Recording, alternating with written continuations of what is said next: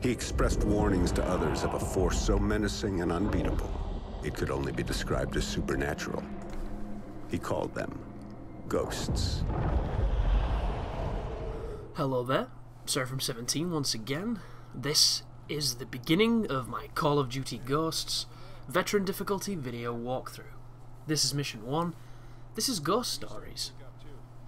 So it's that time of year again, guys, as we are all no doubt reminded by the constant barrage of adverts and Call of Duty marketing and Battlefield competition and back and forths of the ever dreary looking, you know, futuristic-y / modern military shooters that seem to happen every single November of every single year. And this is Activision's most recent iteration of that said formula, that annualized system that they have where they release a Call of Duty every year. A lot of people find this frustrating. Some people don't think it's too bad. It's all preference, really. I personally don't mind it so much with this game, with first-person shooters, because I believe they make extremely good ones. I can understand, though, a lot of the fatigue. And here is Ghosts to challenge once again what Activision can do, solely Infinity Ward, as that is the studio heading this iteration. And can they make it relevant? Can they pull in the disenfranchised masses who were perhaps getting sick of these annualized first-person shooters? So the answer to that question is, I'm not too sure. The campaign on this game is a decent chunk of about 6 hours of your life. I've got to give it merits on the way that it paces itself. I really enjoyed the diversity, and I really enjoyed the progression, as you seem to be doing different things on almost every opportunity that you get. And each of them you've seen them before. It's not like you're going to be getting too many surprises. The only real surprises are being in space for one aspect of the game, and being underwater. And we've been underwater before, we've been in space before, but this is a little bit different to how you might have experienced them before. Speaking of, this is our first introduction to the space area. I was capturing this earlier with my girlfriend. She really did not understand the logic of firing weapons in space, because this is a video game, and obviously they suspend your belief to a certain extent. And at the time I was on a train that was wobbling, and it was affecting my aim, and it was funny that there was things like fire in space and all these different, you know, forces of nature and physics equations happening with what we were doing that were completely breaking the laws as we know them. Yet when I was on the train, we were being put through all the sway, all the aim, frustration that you get when you're on a moving vehicle on these kind of games where they add that level of realism. Yet when you go to space, everything just kind of goes, you know, we'll forget that we're being realistic, and we'll just go balls to the wall and have this all James Bond fucking Moonraker. So it's kind of funny that they've got that juxtaposition in here. But the game takes you to some really nice places. It looks good.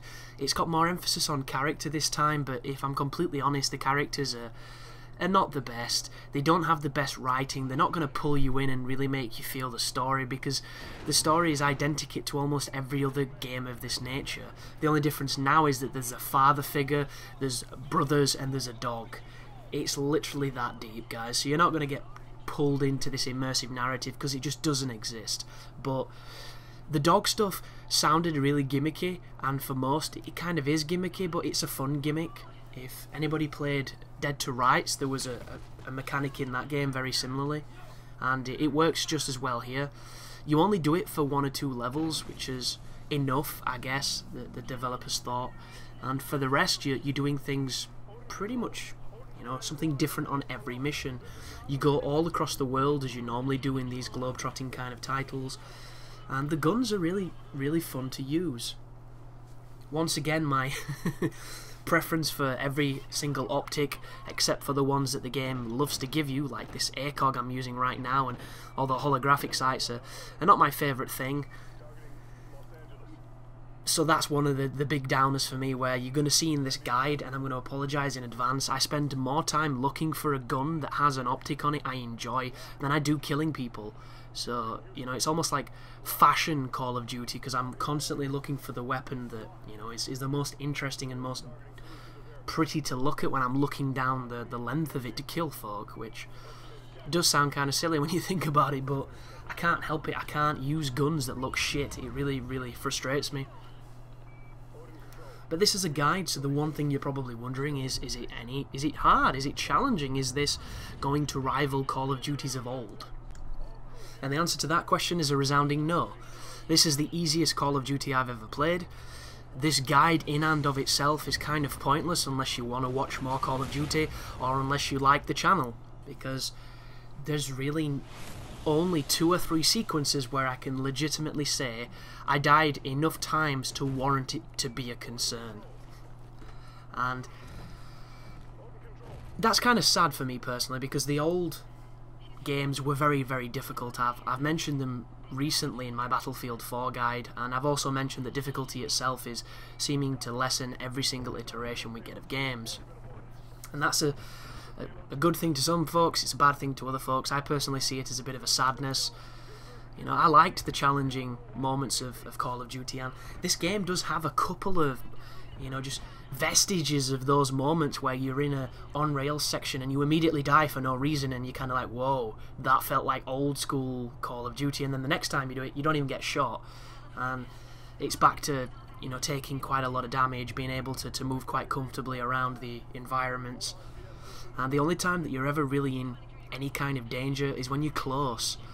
The closer you are, obviously, the more damage the weapons do, because they have fall-off damage when they go at a certain distance. So whenever you get close is when you're probably going to die the most. On top of that, vehicles, any kind of vehicle can kill you immensely quickly, especially if you're in a place where you're not supposed to be. Tanks will murder you, helicopters will murder you, they'll kill you really quickly. It's one of those things where it's almost like an automatic death if you make a mistake or a bad choice at that point. And then the last thing is the on-rail stuff. A couple of on-rail sections that are probably going to screw you up a little bit if you get unlucky, and there's no real way to control those because they are random number generators. It's the one time you beat it is the one time where the enemies don't all shoot you with laser-like precision, so not really too much to say on that front. But this is the first of the space missions. It's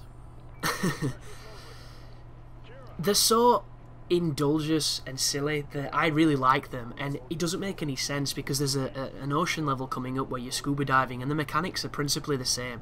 You can ascend and descend, there's buoyancy, there's the sense of weightlessness. Yeah, I really like the space missions, and I really dislike the water missions. And it makes no sense. It's one of those really strange things that we get, I guess. But there are a lot of achievements to be gotten in this campaign just by merely doing things. I'll probably try to cover the ones that I know I got, or mention ones that you might want to be on the lookout for. There are nowhere near the same amount of points attributed to the campaign as they normally would be. For instance, on the previous games they would have acts, and you get achievements for beating acts, you get achievements for beating levels, you know, you'd get achievements for beating difficulties, and they would stack and there would be a lot of them. But this time around it's a lot smaller of an emphasis on that. You only get, I think, 40G for beating it on Veteran, and as I've mentioned, it is the most simple Veteran campaign. But if anybody's watching this right now, I'm curious to see, with the way that the camera is swinging left and right when the character's running on this initial sequence, did it bother anybody else, or was that just me? It made me feel really uncomfortable, and you'll see me at the beginning of this video, I pause it to see if I can turn off the sway, because there's so much sway when the character's running in this perspective right now, and I didn't like it at all. It just didn't sit right with me. And I know it's not because I can't handle camera motion moving fast, because I always play on a very high sensitivity, and on Kane and Lynch 2, my favourite aspect of that game is that crazy shaky camera, and I never turned it off on that game, but for some reason the beginning of this video and that section you just saw there really got to my eyes, and I have no idea why. But just leave a comment if you had the same, because it really did. It might have been because it was early. I got up literally when I heard the mailbox go downstairs. As soon as the game had bounced on the floor, I was up, I was down, I was opening it, I was banging it in, and I was, you know, trying to get this recorded. Because I didn't get the game early at all, I got it the day, you know, everybody else did who didn't get it early. And a lot of plans that I want to be doing, so I need to put this up as quickly as I can. So thank you for watching anyhow, guys. This is the beginning of this most recent walkthrough and the journey through this post-apocalyptic, crazy military shooter. So thank you for watching, and you take care now.